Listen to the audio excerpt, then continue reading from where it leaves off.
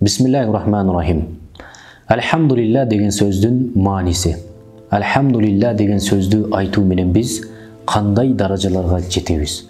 Elhamdülillah ушинтип эле койсок біз жакшылыктарга жетип калабызбы?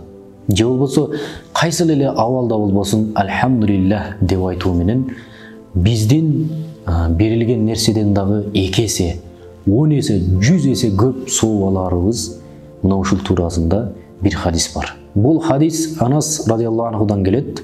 İbn Majah'da "Ma an'amallahu ala 'abdin ni'meten faqala elhamdülillah illa kana allazi a'tahu afdala mimma akhadha."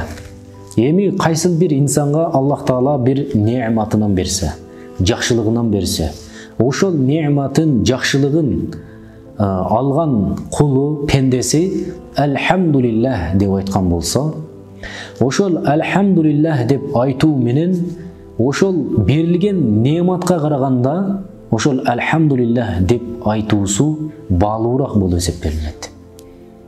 Ошол неаматынан дагы баалуу нерсе elhamdülillah деп айтуу болуп эсептелинет. Мына ушул хадисти караңыз. Өтө улуу хадис. Демек ошол адам elhamdülillah деп айтууда, elhamdülillah деп айтуу менен өзүнө берилген кандай жакшылык болбосун, балким бул неаматтардын эң жакшысы. Бул дүйнөдө үй болсун, бул дүйнөдө кол болсун, бала болсун, бул дүйнөдө ата-энесинин жанында бар болсун, ата-энесин ажылыкка алып барсын. Мына ушул неаматтардан дагы жакшы нерсе бул elhamdülillah деп айтуу болуп эсептелинет. Мына ушул хадиске таяна турган болсок, эгерде bir неамат келген болсо, бизге жакшылык берилген болсо, бул жарыктык берилген болсо, биз elhamdülillah деп айтуу менен ошол жакшылыктан 2 есе, 10 есе көп сооп, андан дагы баалуу экенин билишибиз керек экен.